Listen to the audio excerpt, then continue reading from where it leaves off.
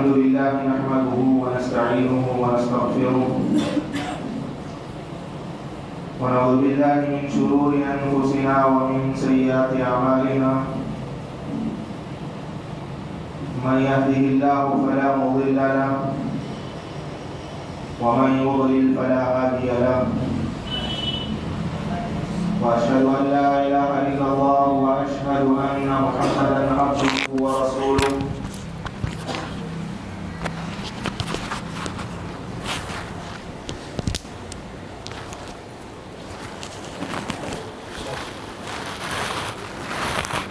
أرسله بالحق بشيرا ونذيرا أما بعد فإن خير الحديث كتاب الله وخير الهدي هدي محمد صلى الله عليه وسلم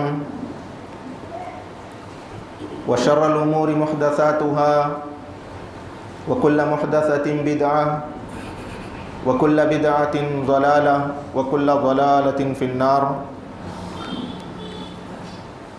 أعوذ بالله السميع العليم من الشيطان الرجيم. يا أيها الذين آمنوا اتقوا الله حق تقاته ولا تموتن إلا وأنتم مسلمون. يا أيها الناس اتقوا ربكم الذي خلقكم من نفس واحدة وخلق منها زوجها وبث منهما رجالا كثيرا ونساء واتقوا الله الذي تساءلون به والأرحام إن الله كان عليكم رقيبا. يا أيها الذين آمنوا اتقوا الله وقولوا قولا سديدا يصلح لكم أعمالكم ويغفر لكم ذنوبكم ومن يطع الله ورسوله فقد فاز فوزا عظيما.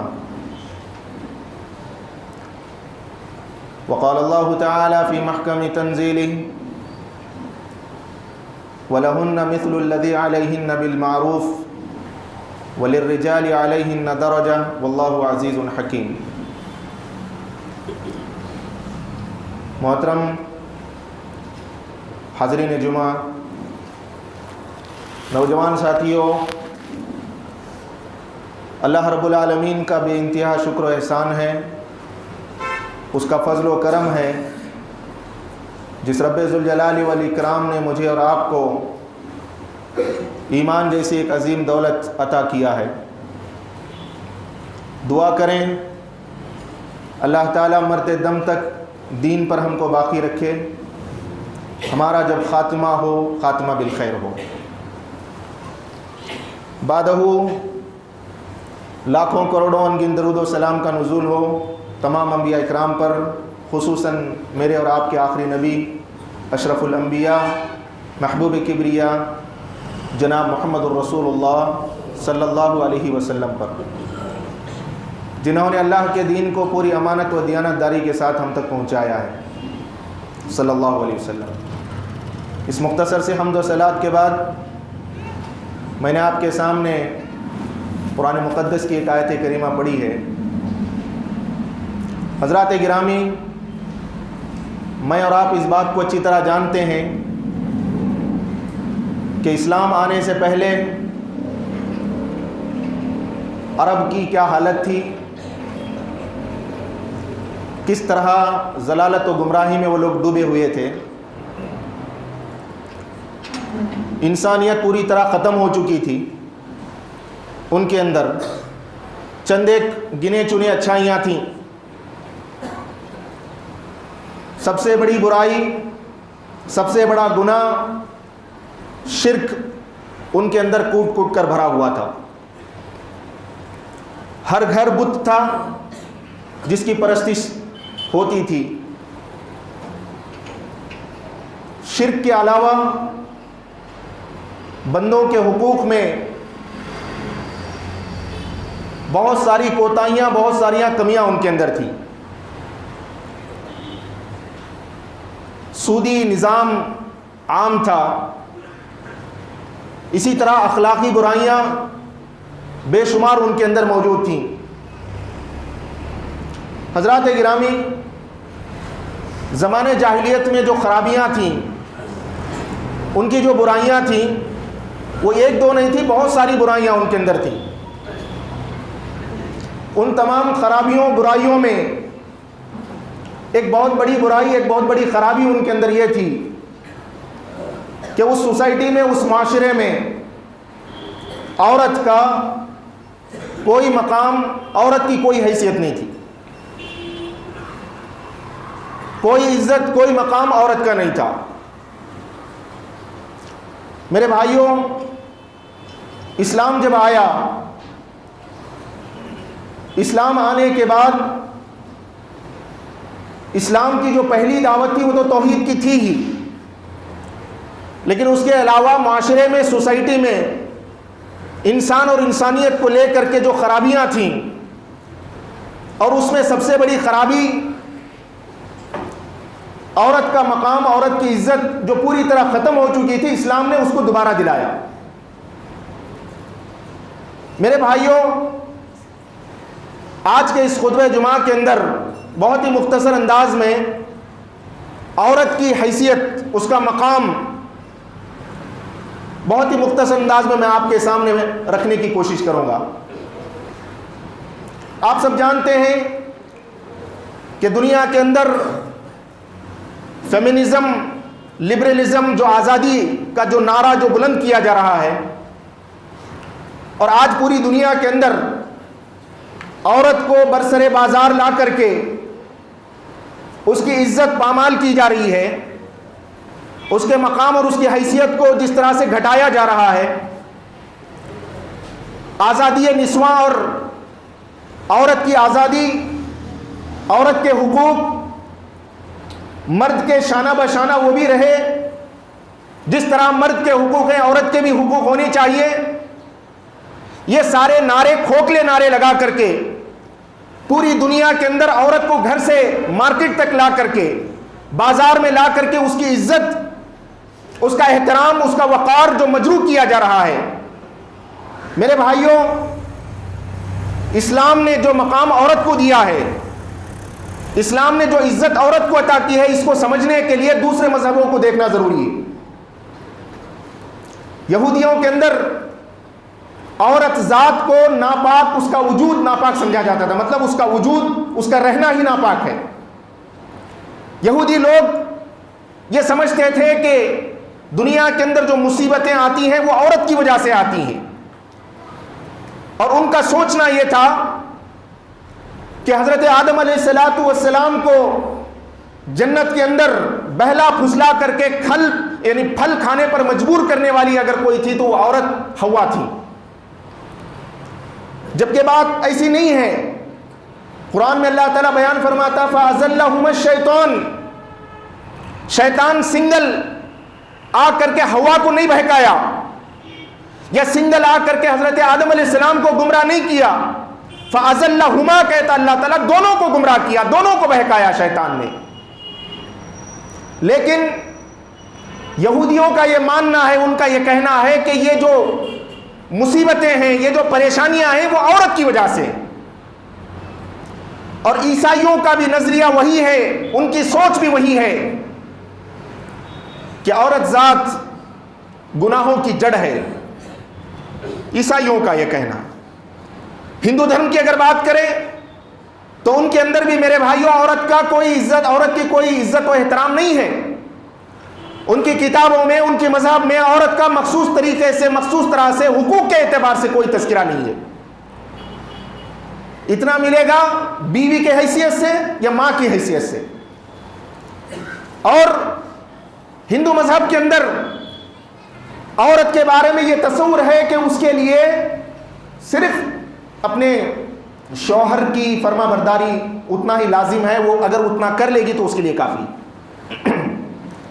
میرے بھائیوں، دنیا کا کوئی بھی مذہب ہو، دنیا کا کوئی بھی مذہب ہو جو عورت کی، آج کی میں بات کر رہا ہوں، جو میڈیا یا باہر جو چیز ہم کو نظر آتی ہے، جو عورت کے حقوق کی جو لوگ بات کرتے ہیں، اسلام کے علاوہ میں بول رہا ہوں، جو لوگ عورت کے حقوق کی بات کرتے ہیں، ان کے مذاہب میں، ان کے اندر حقیقت میں عورت کا کوئی احترام، عورت کی کوئی عزت نہیں ہے۔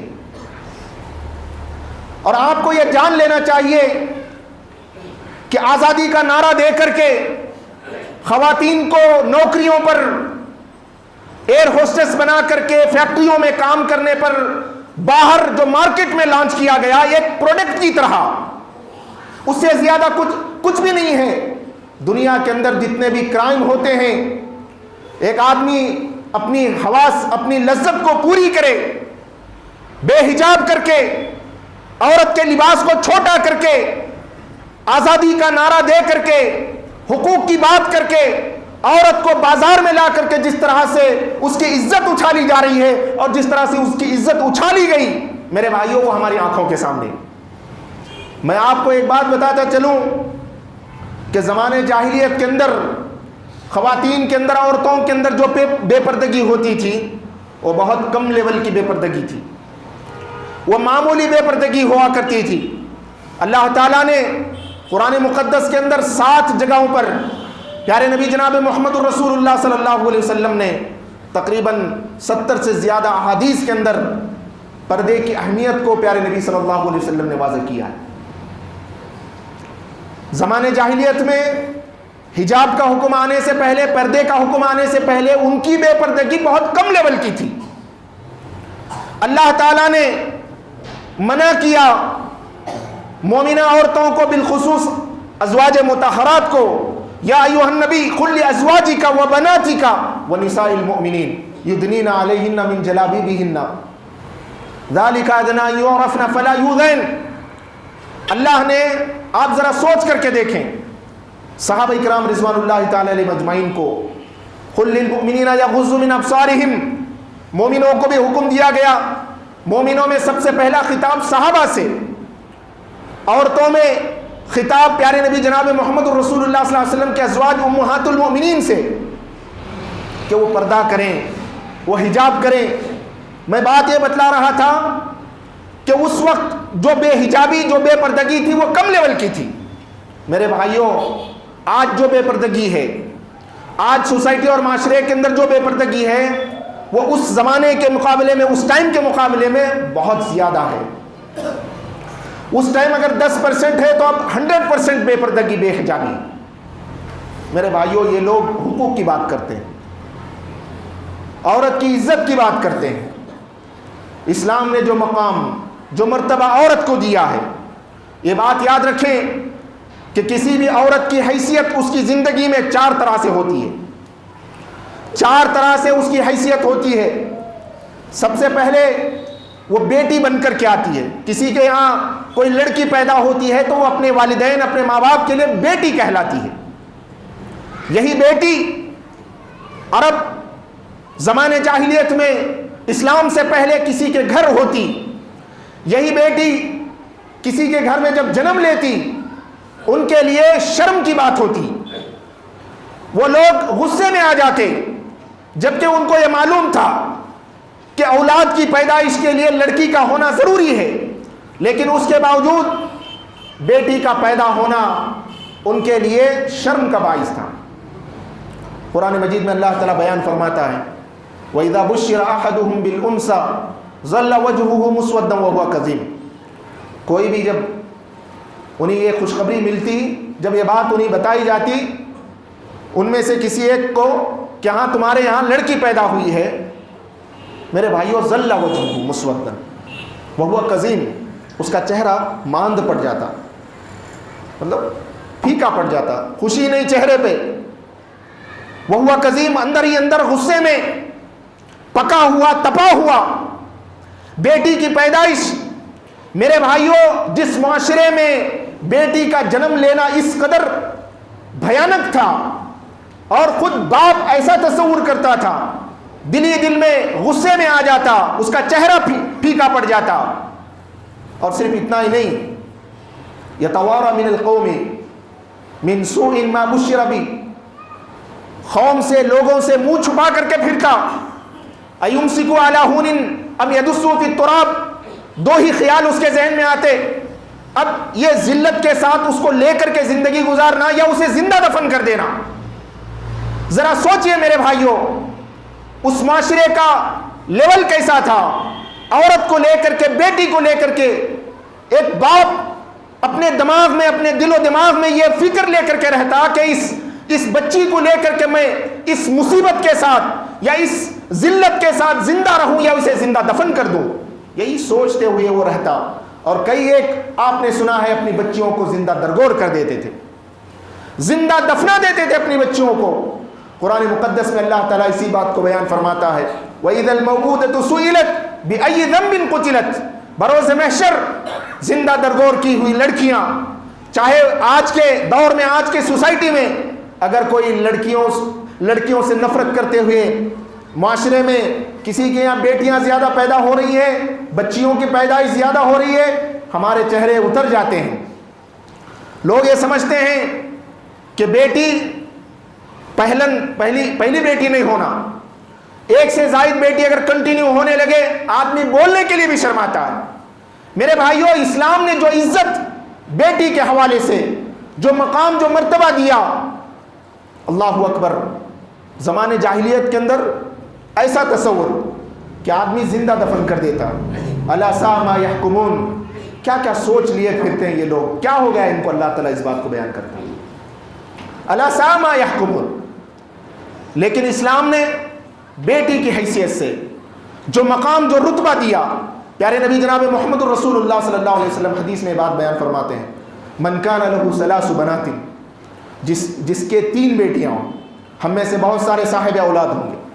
پیارے نبی علیہ الصلوۃ والسلام حدیث میں بات بیان فرماتے ہیں جس کی 3 بیٹیاں ہوں، اس نے فصبر علیہن، بیٹیوں کو لے کر کے صبر کیا، کیونکہ ان کی پرورش کا معاملہ، ان کی عزت کا، عصمت کا معاملہ، ان کے رشتے کا معاملہ، ان کی تعلیم کا معاملہ، ان کو ادب سکھانے کا معاملہ، بہت ساری ذمہ داریاں ہوتی ہیں. فصبر علیہن، صبر کیا. 3 بیٹیاں اللہ تعالیٰ نے اسے دیا، ان کو کھلایا، ان کو پلایا اور اپنی طاقت کے مطابق ان کو پہنایا، ان کی صحیح تربیت کی. کننا لہ حجابا من النار یوم القیامہ.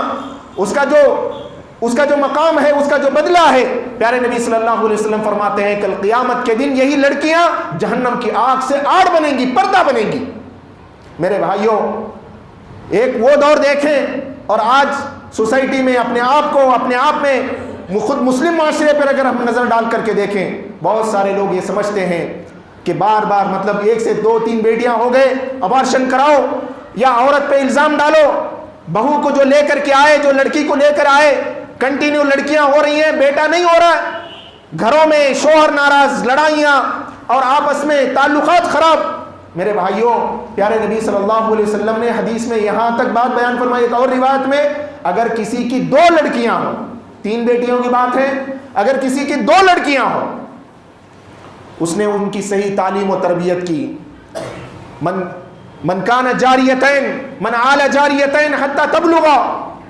جوانی کو پہنچ جانے کے بعد صحیح جگہ ان کا رشتہ کرا دیا، ان کو تعلیم، ان کی تربیت صحیح کروا دی. میرے بھائیوں، یہ 2 لڑکیاں بھی کل قیامت کے دن جہنم کی آگ سے آڑ بنیں گی، پردہ ہوں گی. اللہ اکبر. کتنا بڑا مقام ہے ایک بیٹی کا، بیٹی کی حیثیت سے. پیارے نبی جناب محمد الرسول اللہ صلی اللہ علیہ وسلم کے زمانے میں اما عائشہ رضی اللہ تعالیٰ عنہ کے پاس ایک عورت آتی ہے، 2 بچیاں ہیں اس کے گود میں، 2 بیٹیاں اس کے گود میں. حضرت عائشہ رضی اللہ تعالیٰ عنہ کے پاس ایک ہی کھجور تھی. اما عائشہ نے وہ کھجور دے دیا اس عورت کو. کھجور لی. ماں کی ممتا تو ہوتی ہے بچوں سے، بچیوں سے. ایک کھجور وہ خود کھائے بغیر 2 ٹکڑے کر کے دونوں بیٹیوں کے درمیان تقسیم کر دی. آدھا ایک بیٹی کو دی، ایک اور آدھا کھجور ایک بیٹی کو دی. اللہ کے نبی صلی اللہ علیہ وسلم جب بعد میں آئے تو حضرت عائشہ رضی اللہ تعالیٰ عنہ نے اس کا ذکر کیا، پوری بات بتائی. اس کے بعد اللہ کے نبی صلی اللہ علیہ وسلم یہ بات بیان فرماتے ہیں من ابتلی بشیء من هذه البنات کن له سترا من النار.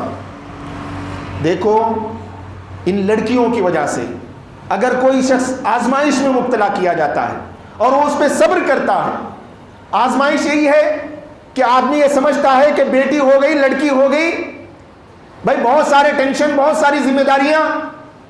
اگر لڑکیوں کی وجہ سے کوئی آزمائش میں مبتلا کیا گیا اور اس نے اس کا حق ادا کیا، اس نے صبر کیا، یہی لڑکیاں کل قیامت کے دن جہنم کی آگ سے آڑ بنیں گی اس کے لیے. یہ کتنا بڑا مقام ہے میرے بھائیوں ایک بیٹی کا.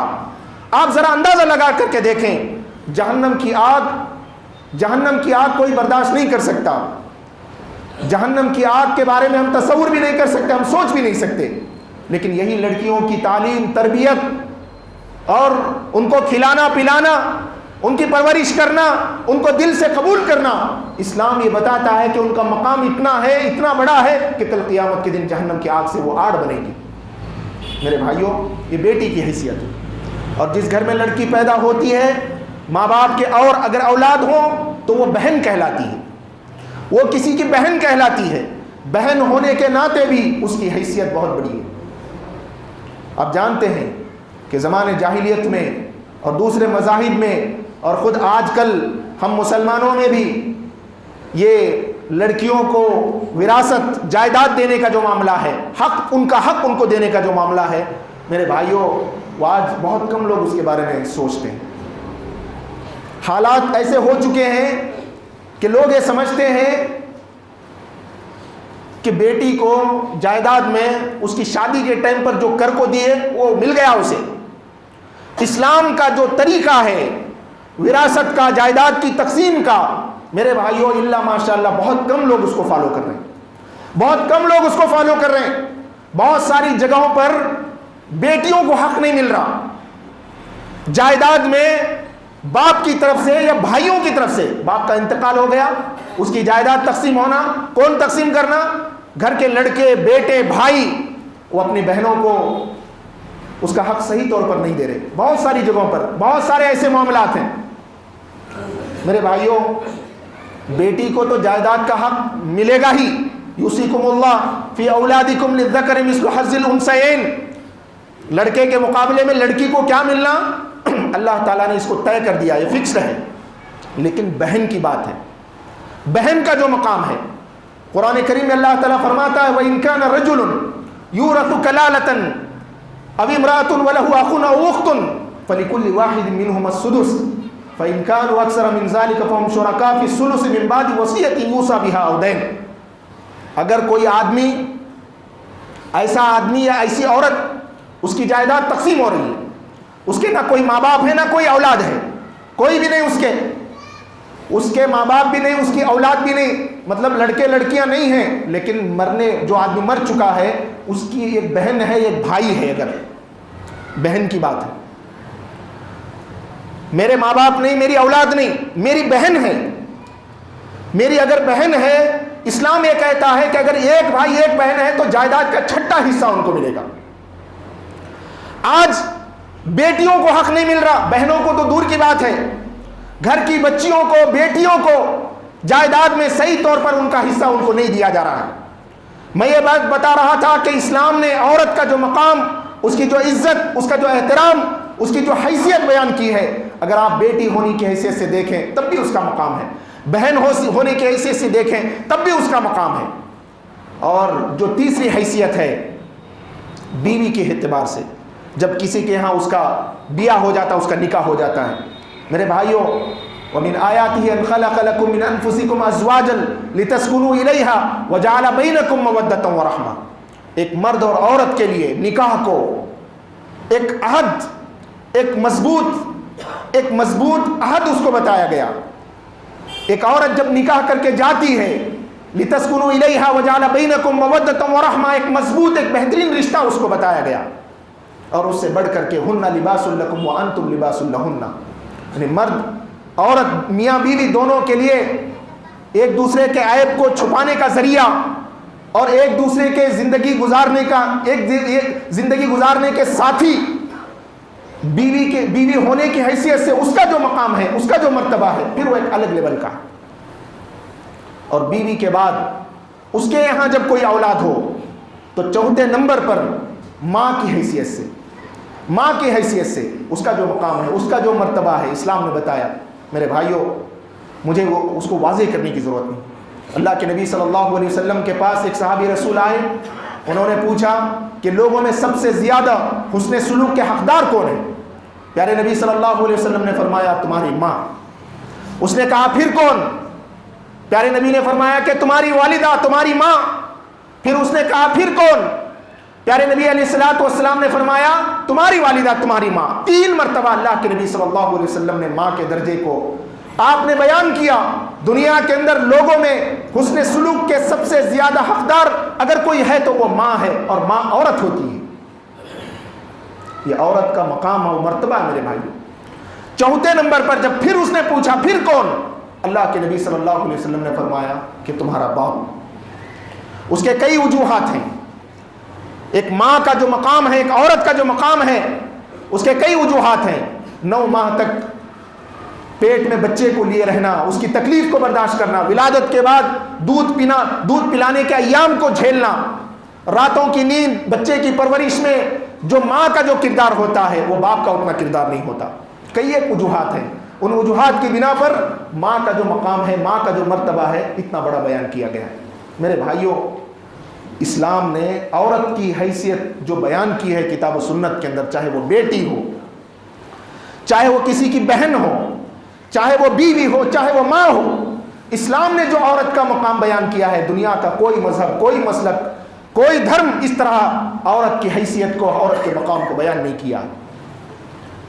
اتنا ہی نہیں، کوئی پاک باز خاتون، کوئی نیک خاتون، اس کی طرف اگر کوئی ذرا تہمت بھی لگاتا ہے، اللہ تعالیٰ کی لعنت ہوتی ہے ایسے انسان پر. ان الذین یرمون المحصنات الغافلات المؤمنات لعنوا فی الدنیا والآخرہ. صرف دنیا میں نہیں، آخرت میں بھی اللہ کی طرف سے ان کے اوپر لعنت ہے. ولہم عذاب عظیم، اور ان کے لیے دردناک عذاب ہے. میرے بھائیوں، اسلام نے عورت کا بہت بڑا مقام، بہت بڑا رتبہ ہے. اور جو حقوق اسلام نے عورت کو دیے ہیں، آج لوگ لا علمی کی وجہ سے یہ پروپیگنڈا پوری دنیا کے اندر پھیلا رہے ہیں کہ اسلام عورت کو گھر میں قیدی بنا کر کے رکھتا ہے. عورت کی کوئی عزت، کوئی احترام، کوئی حیثیت نہیں ہے. ابھی آپ نے سنا بیٹی، بہن، بیوی، ماں ہونے کی حیثیت سے عورت کا کیا مقام ہے. اور جہاں تک حقوق کی بات ہے، حقوق کی اگر میں بات کروں، بہت سارے ایسے حقوق ہیں. اسلام نے جتنے حقوق عورت کو دیے ہیں، ایک ایک کر کے اگر اس کو بیان کیا جائے، میرے بھائیوں، آپ اندازہ نہیں لگا سکتے. آپ اندازہ نہیں لگا سکتے کہ عورت کے کتنے حقوق اسلام کے اندر بیان کیے گئے.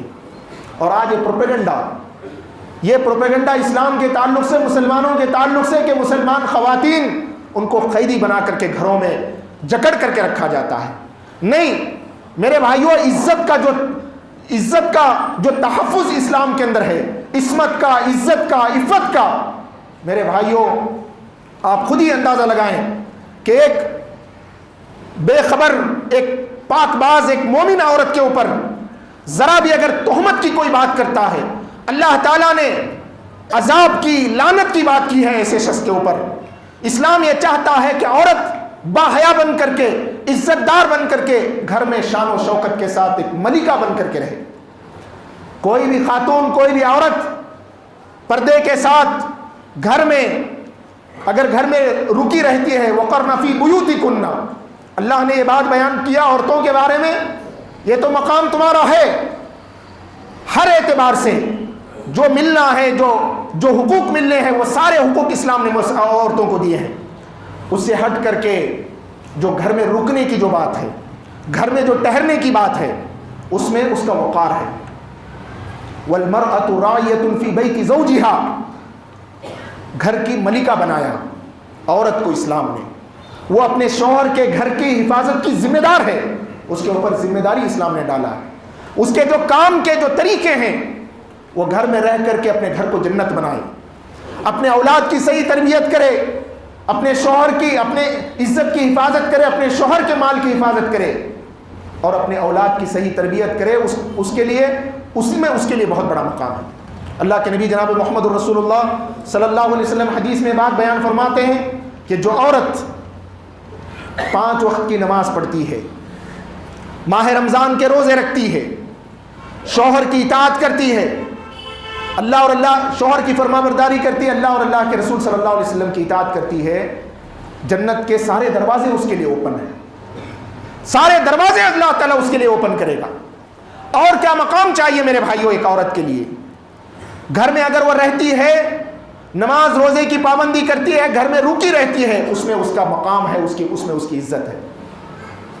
گھر سے باہر نکلے گی، اسلام اس سے منع نہیں کرتا، گھر سے باہر عورت جا سکتی ہے، جائے گی ضرورت کے وقت، اس کی سخت ضرورت ہے، وہ باہر نکلنا ہے، وہ نکلے گی، لیکن پردے کی حالت میں، بے پردگی کے ساتھ وہ گھر سے باہر نہیں نکلے گی، بے پردگی کے ساتھ نکلے گی، وہ پہچانی جائے گی، پھر اسے تکلیف پہنچایا جائے گا۔ آج جو کرائم ہو رہے ہیں، ریپ کے کیسز، لڑکیوں کے ساتھ جو چھیڑ خانی کے معاملے، میرے بھائیوں، انسانی جو فطرت ہے، انسان کی جو خواہش، اس کی جو ہوس ہے، جو چیز چھپی رہنی چاہیے، اگر وہ مرد کے سامنے، مارکیٹ میں، بازار میں اگر وہ ظاہر ہو جائے، پھر تو کرائم، بے حیائی کے کام، برے کام، عورت کی بے عزتی اس میں ہو کر ہی رہے گی۔ اسلام نے یہی وجہ ہے کہ عورت کو گھر میں ٹھہرنے کے لیے کہا ہے، وَقَرْنَ فِي بُيُوتِكُنَّ۔ اللہ تعالیٰ نے مومنہ عورتوں کو، مسلمان عورتوں کو یہ حکم دیا کہ وہ گھر میں رکی رہے، اس میں ان کی عزت کا تحفظ ہے۔ اللہ اکبر! اتنا ہی نہیں، اگر وہ عورت کسی جگہ سفر کرنا چاہتی ہے، بغیر کسی محرم کے وہ نہیں جا سکتی، سفر نہیں کر سکتی، گاؤں سے گاؤں جانا ہے، کوئی بھائی اس کے ساتھ رہے گا باڈی گارڈ کے طور پر۔ یہ اسلام نے عورت کو دیا ہوا مقام ہے میرے بھائیوں، سیکیورٹی کے طور پر۔ اس کا شوہر ہے تو شوہر جائے گا، بھائی ہے تو بھائی جائے گا، کوئی ماموں ہے محرم یعنی جس سے نکاح حرام ہے، ایسا کوئی رشتہ ہے تو اس لڑکی کے ساتھ، اس عورت کے ساتھ جائے گا۔ اس سے بڑا اور کیا مقام؟ شرم آنا چاہیے ایسے لوگوں کو۔ آج دیکھیے جو معاملہ چل رہا ہے، حجاب کا معاملہ، پورے کرناٹک بھر میں یہ ہوا چل پڑی ہے، اور کرناٹک بھر سے لے کر دوسرے اسٹیٹوں میں انٹرنیشنل لیول تک معاملہ چلا گیا۔ میرے بھائیوں، ایک بات یہ ذہن میں رکھیں آپ کہ ہماری مائیں بہنیں جو پردہ کرتی ہیں، جو حجاب میں رہتی ہیں، یہ ہمارا حق ہے، کانسٹیٹیوشن حق ہے، یہ بات کی بات ہے، یہ اللہ کا حکم ہے۔ حجاب کرنے کا، پردہ کرنے کا جو حکم ہے، یہ اللہ کا دیا ہوا حکم ہے، اور اللہ کے فرامین پر اگر کوئی چلتے ہیں، اللہ کی باتوں کو اگر کوئی مانتے ہیں، اس میں خیر ہی خیر ہے۔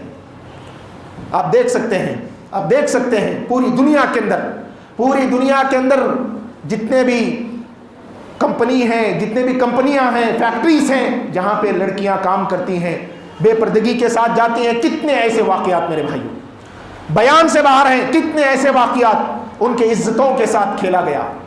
مرد یعنی آج جو آزادی کا جو نعرہ لگایا جا رہا ہے کہ عورت کیوں بھئی پردے میں رہے گی، اس کو بھی آزاد ہونا چاہیے، آزادی کے ساتھ باہر آنا چاہیے، ظلم ہے اس کے اوپر۔ مرد محض اپنی ہوس کو پوری کرنے کے لیے، اپنی نظر بازی، اپنی بد نظری کو اور اپنی ہوس کو پوری کرنے کے لیے، میرے بھائیوں، یہ چیز دنیا کے اندر یہ چیز عام کی گئی، یہ آزادی کا نعرہ دیا گیا اور عورت کو بے عزت کیا گیا۔ اسلام یہ نہیں چاہتا، اسلام یہ نہیں چاہتا۔ اللہ کا شکر ہے کہ آج بھی غیرت ہے مسلم خواتین کے اندر، مسلم ماؤں اور بہنوں کے اندر۔ جو معاملہ اڑپی سے نکلا، اس کے بعد جو ہم منظر دیکھتے ہیں، شکر ہے میرے بھائیوں، عورت اپنے اس کے جو واجبات ہیں، اس کے اوپر جو حقوق، جو فرائض ہیں، اس کو ادا کرتے ہوئے اگر وہ با پردہ ہو کر کے حجاب میں اگر وہ باہر نکلتی ہے، وہ بہت بڑا پیغام پورے معاشرے کو دیتی ہے۔ اور اللہ کا شکر ہے کہ یہ غیرت آج ہماری خواتین مسلم بہنوں کے اندر موجود ہے۔ لیکن میں یہ کہنا چاہوں گا کہ حجاب، پردہ، شرعی پردہ ہونا چاہیے، پردہ شرعی پردہ ہونا چاہیے۔ اس کا بھی اگر ہماری مائیں بہنیں خیال رکھیں اور یہ پیغام دیں، کیونکہ آج جو ہے پردہ برائے نام رہ گیا ہے۔ معاملہ کچھ نکلا وہ الگ بات ہے، لیکن پردے کی جو بات ہے، پردے کا جو خیال ہے، بہت ساری مسلم خواتین خود با پردہ ہونا، پردے میں رہنا پسند نہیں کرتی، پردے کے ساتھ رہنا پسند نہیں کرتی ہیں۔ اور پردے بھی کیسے؟ اللہ اکبر، ایک دم چست پردے، جو حجاب ہے، جو برقع ہے، مارکیٹ میں میرے بھائیوں اس کے پیچھے بہت بڑی سازش ہے۔ مارکیٹ میں جو پروڈکٹ آتا ہے، جو اس کی ڈیزائننگ کی جاتی ہے، بہت سوچ سمجھ کر کے لوگ کرتے ہیں۔ کس فیکٹری میں پردے یعنی یہ جو برقع بن رہا ہے، باقاعدہ ہماری جیسی ڈیمانڈ ہوتی ہے۔ اگر مارکیٹ میں ایک خاتون جائے اور وہ سادہ سیدھا ڈھیلا برقع، جس سے جسم کے کوئی اعضاء ظاہر نہ ہو، پوری طرح وہ اس میں عورت چھپی رہے، اگر اس طرح کے برقعے کی ڈیمانڈ کرے، کمپنی والا بھی بنائے گا، انہیں خود بنا کر کے لائے گا۔ کہ اس کے پاس جو برقعے ہیں وہ بکنے کو تیار نہیں ہیں. لیکن آج ہماری خواتین کا، ہماری ماؤں بہنوں کا جو مزاج بنا ہوا ہے، ڈیزائن کے برقعے، جس میں وہ حجاب کم، پردہ کم، فیشن زیادہ لگتا ہے. ایسی تمام چیزوں سے ہماری ماؤں بہنوں کو بچنا چاہیے اور ہمیں بچانا چاہیے. میرے بھائیو، آپ کو نہیں معلوم ہے، سوشل میڈیا پر انٹرنیٹ کا زمانہ، انٹرنیٹ کا دور ہے، لوگ چوری چھپے جو ہے مسلم خواتین کی باحجاب خواتین کی میں بات کر رہا ہوں، پردے میں رہی ہوئی، برقع پہنی ہوئی خواتین کے امیجز لے کر کے لوگ شیئر کرتے ہیں. اگر خاتون کا حجاب، وہ چاہے مدرسے کو جا رہی ہے، کالج جا رہی ہے، کسی اور جگہ کو، مارکیٹ کو جا رہی ہے، اس کا پردہ، اس کا برقع بالکل سادہ سیدھا ڈھیلا ڈھالا ہونا چاہیے. اگر وہ چست ہے، تنگ ہے، جسم کے اعضاء اگر اس سے ظاہر ہو رہے ہوں، وہ شرعی پردہ نہیں ہے. آج ہماری ماؤں بہنوں کو یہ سیکھ لینا چاہیے، یہ سمجھ لینا چاہیے میرے بھائیوں. اسی میں اسلام اسی بات کی تعلیم دیتا ہے. ورنہ برائے نام پردہ کرنا، چہرہ کھلا رکھا، جسم پر جو چادر ہے، جو برقع ہے، کلر کا ڈال لیے، فیشن کا ڈال لیے، یہ پردہ نہیں ہے، یہ حجاب نہیں ہے. میرے بھائیوں، اسلام جو ہے حجاب کی جو تعلیم دیتا ہے، پردے کی جو تعلیم دیتا ہے، خواتین کی اس میں عزت ہے، اس میں اس کا تحفظ ہے، اس میں وقار ہے. ایک عورت کا وقار ہے اس کے اندر. میرے بھائیوں، باتیں بہت ساری ہیں. آج جو ایک معاملہ چلا ہے پورے کرناٹک بھر میں، ضرورت اس بات کی ہے کہ ہماری ماؤں بہنوں کو، بچیوں کو گھروں میں خاص کر کے تربیت ان کو دلائیں، سکھائیں. یہ اب کا نہیں ہے، یہ اب کا نہیں ہے. یہ زمانے جاہلیت، اسلام آنے سے پہلے بھی یہ چیزیں موجود تھیں، آج تو ہیں ہی. آپ دیکھیں، کوئی پڑھی لکھی خاتون اگر کسی جگہ جاب کرنے کے لیے جاتی ہے، سب سے پہلے ڈیمانڈ کیا ہے؟ اس کا ایک یونیفارم، اس کے کپڑے. ایئرپورٹ کو چلے جائیں آپ، کسی جگہ کوئی اور جگہ پہ چلے جائیں، مطلب اس کا لباس کم سے کم ہونا، یہ کم سے کم اس کا چہرہ کھلا رہنا، یہ پالیسی.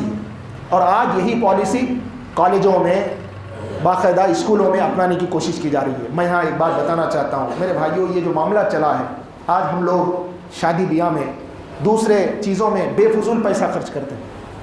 ہمارا پیسہ لاکھوں میں ادھر ادھر خرچ ہو رہا ہے. کیوں نہ مسلمانوں کے کالجز قائم ہوں، جو ڈگری لیول تک وہاں پر پڑھائی ہو، ہماری بہن بیٹیاں عزت کے ساتھ اور پردے کے ساتھ وہاں آئیں، تعلیم حاصل کریں. ایسا کیوں نہیں ہوتا میرے بھائی؟ اتنا بڑا پیسہ، کروڑوں کا پیسہ مسلمانوں کا بے فضول خرچ ہوتا ہے. ڈھنگ کی سوائے چند ایک کالجز ہیں پورے کرناٹک بھر میں، اگر نام لیے تو کالجوں کے. آج یہ نوبت ہے کہ غیروں کے دروازوں پر جا کر کے اپنے حق کے لیے ہمیں بھیک مانگنے کی ضرورت پڑ رہی.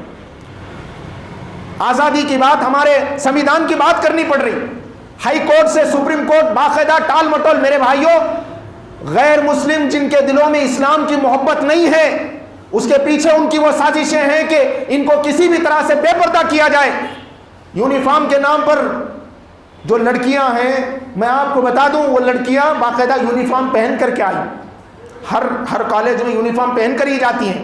اسکارف کی بات ہے، چہرے کو چھپانے کی بات ہے، سر ڈھانپنے کی بات ہے. یہ ذلیل لوگ یہ چاہتے ہیں کہ ان کے سر سے دوپٹے بھی اتارے جائیں. اور ایسے ٹائم پر ہماری ماؤں بہنوں کی غیرت جاگی ہے، جاگنا چاہیے. اور ہمارے دلوں میں یہ جذبہ ہونا چاہیے کہ ہماری بچیوں کو صحیح تعلیم و تربیت ہم کرائیں، ان کے پردوں کا اہتمام کرائیں.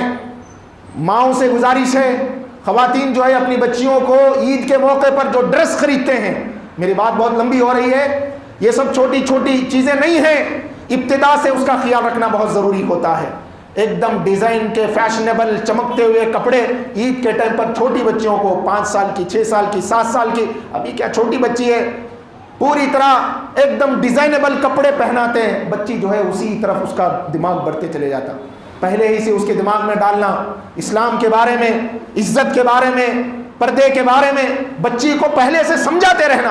لباس کے بارے میں صحیح لباس اس کو پہنانا، اس کو پردے کی، برقعے کی، حجاب کی اہمیت پہلے سے اس کو بتاتے رہنا. اللہ کے نبی صلی اللہ علیہ وسلم نے بچوں کی تعلیم و تربیت کے تعلق سے جو بات بیان کی وہ پہلے سے ہونا چاہیے. تاکہ اس کا ذہن مضبوط ہو. اس لیے کہ میرے بھائیوں یہ چیز آج رکنے والی نہیں ہے. ہماری آنے والی جو نسل ہے پتہ نہیں اور کیا کیا آگے حالات ہوں گے، لیکن دین پر چلنا، دین کی تعلیمات کو اپنانا یہ ہماری ذمہ داری ہے، یہ ہمارا اولین فریضہ ہے. لوگ کیا کہیں گے، سوسائٹی کیا کہے گی، انہیں ناراض ہو جائے گا، یہ برا سمجھیں گے، ایسا نہیں ہے میرے بھائیوں. وہ مائیں بہنیں، وہ بیٹیاں جو باقاعدہ حجاب کے لیے آج احتجاج کر کے باہر نکلی ہیں، اپنے حق کو مانگ رہی ہیں اور ساری دنیا کے سامنے یہ بتا رہی ہیں کہ یہ ہمارا بنیادی حق ہے، یہ ہماری دین کی تعلیم ہے، اللہ کا حکم ہے. بڑی خوشی ہوتی ہے میرے بھائیوں. اللہ کی بھی مدد اس میں ضرور شامل حال رہے گی. بہرحال اسلام نے بہت بڑا مقام ایک عورت کو دیا ہے. اس عورت کے مقام کو ہم سمجھنے کی کوشش کریں. ہم نہیں سمجھیں گے، ہمارے گھروں میں بہت سارے لڑائیاں جھگڑے، عورت کی بیوی کی عزت نہیں ہے، کوئی مار رہا ہے، کوئی پیٹ رہا ہے، کوئی گالی دے رہا ہے. اللہ کے نبی جناب محمد رسول اللہ صلی اللہ علیہ وسلم نے اس تمام باتوں سے منع کیا ہے. بیٹی کی محبت اپنی جگہ، بیٹی کی محبت اپنی جگہ، اس کی جو حیثیت جس مقام پر ہے، اس کا جو مقام ہے اس کو سمجھنا بھی بہت ضروری ہے. ایک آدمی بیٹی سے محبت کر رہا، میاں کر رہا، بیوی کے ساتھ روزانہ اس کے لڑائیاں، بیوی کے ساتھ لڑائیاں، بچوں سے بہت میاں ہے، بیوی کے ساتھ اس کا حق ادا نہیں کر رہا. یہ ہماری کوتاہیاں، کمزوریاں بھی بہت ہیں. میرے بھائیوں ہم اپنے آپ کا خیال رکھیں. خاص کر کے معاملہ یہ نکلا ہے ایسا نہیں ہے، پردے کا جو معاملہ ہے، پردے کا خیال کرانا یہ مرد کی بھی ذمہ داری ہے. ایک آخری بات بتا کر کے میں اپنی بات ختم کرتا ہوں. باتیں بہت ساری ہیں. پیارے نبی جناب محمد رسول اللہ صلی اللہ علیہ وسلم نے اس مرد کو دیوس کہا ہے.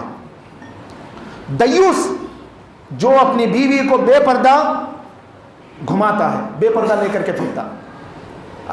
ذرا کیا بھی کام نہیں آیا. پورے ہماری خواتین مارکیٹ جانا بولے تو اٹھائی سو ہاتھ، ایک دم فوراً مارکیٹ کو چلے گئے. ذرا چھوٹا کا بھی کام آیا، وہ مرد بھی کر سکتا، وہ مرد بھی باہر سے کوئی چیز لا سکتا، چھوٹی چیز رہتے بھی مارکیٹ کو چلے جانا. اور کچھ لوگ تو ایسے ہیں جو خود اپنی عورتوں کو لے کر کے مارکیٹ میں ادھر ادھر گھومتے ہیں، اور اگر اس موقع پر وہ پردے کا خیال نہیں رکھا تھا، پردے کا خیال نہیں کرتا، اس کی تاکید نہیں کرتا، اللہ کے نبی صلی اللہ علیہ وسلم نے اس کو دیوس کہا ہے. بے شرم آدمی ہے وہ، دیوس آدمی ہے. ہمارے دلوں میں بھی جذبہ ہونا چاہیے. ہمارے بہنیں، ہماری بچیاں، ہماری بیٹیاں، کیا ہے ان کا لیول. آج میرے بھائیوں کتنے ایسے واقعات ہیں، شرم کی بات ہے. غیر مسلموں کے ساتھ کوئی لڑکی نکاح کر رہی ہے. یہ ایک دو چیزیں نہیں ہیں. وہ لڑکی اگر غیر مسلم کے ساتھ نکاح کرنے کے لیے قدم اٹھائی ہے تو کیا ریزن ہے، سمجھنے کی ضرورت ہے. نوجوانوں کو سمجھنے کی ضرورت ہے، معاشرے میں اس کو جاننے کی ضرورت ہے. کیا معاملہ ہے، کیا ماجرا ہے. بہت ساری کمزوریاں میرے بھائیوں، ان کمزوریوں پر نظر رکھیں. آج دیکھیے دشمن غیر مسلم ہمیں تو پورے ڈھنگ سے اسلام کو نہیں چل رہے، اسلام کو صحیح طریقے سے نہیں اپنا رہے، چاہے وہ حقوق اللہ ہو چاہے حقوق العباد ہو. لیکن دشمن جو ہے کس طرح سے عملی طور پر ہم کو کمزور کرنے کی کوشش کر رہا ہے. ایک چیز پر نظر رکھ کر کے ٹارگٹ وہاں پہ کیا جا رہا ہے، جبکہ ہم خود پکے نہیں ہیں پھر بھی وہ تمام چیزوں پر ٹارگٹ کیا جا رہا ہے. ایسی صورت میں سنبھلنے کی ضرورت ہے، اپنے آپ کو دیندار بنانے کی ضرورت ہے، اپنے گھر کو دینی ماحول سے سجانے کی ضرورت ہے. اللہ ہم سب کو نیک عمل کی توفیق عطا فرمائے. اور جو بھی خواتین اپنے حق کے لیے جو لڑ رہی ہیں، اللہ تعالیٰ ان کی اس میں ان کو کامیابی عطا فرمائے. آج خاص کر کے حجاب کو لے کر کے، پردے کو لے کر کے جو معاملہ ہائی کورٹ میں پڑا ہوا ہے، دعا کریں اللہ تعالیٰ وہ مسلمانوں کے حق میں، مسلمان لڑکیوں کے حق میں، حجاب کے حق میں اللہ تعالیٰ وہ فیصلہ فرمائے. اللہ تعالیٰ چاہے جو بھی پریشانی آئے، جو بھی تکلیف آئے، دین کی تعلیمات پر کھلے دل سے عمل کرنے کی، پورے جذبے کے ساتھ عمل کرنے کے اللہ ہم سب کو توفیق عطا فرمائے. اللہ تعالیٰ ہم سب کو ایک بنائے، نیک بنائے. جو شر پسند لوگ ہیں، اللہ تعالیٰ ان کی شر پسندی سے اللہ ہماری حفاظت فرمائے. اللہ دین کی حفاظت فرمائے. ہمارے ماؤں بہنوں کی عزتوں کی اللہ تعالیٰ حفاظت فرمائے. جنت الفردوس میں اللہ ہم سب کو جگہ عطا فرمائے. اقول قولی ھذا استغفر اللہ لی ولکم ولسائر المسلمین والحمد للہ رب العالمین.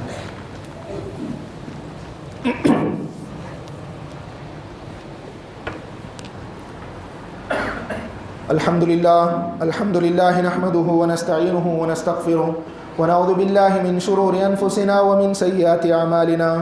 من يهده الله فلا مضل له ومن يضلل فلا هادي له. واشهد ان لا اله الا الله واشهد ان محمدا عبده ورسوله. أما بعد فإن خير الحديث كتاب الله وخير الهدي هدي محمد صلى الله عليه وسلم وشر الأمور محدثاتها وكل محدثة بدعة وكل بدعة ضلالة وكل ضلالة في النار. أعوذ بالله السميع العليم من الشيطان الرجيم. بسم الله الرحمن الرحيم. إن الله وملائكته يصلون على النبي يا أيها الذين آمنوا صلوا عليه وسلموا تسليما.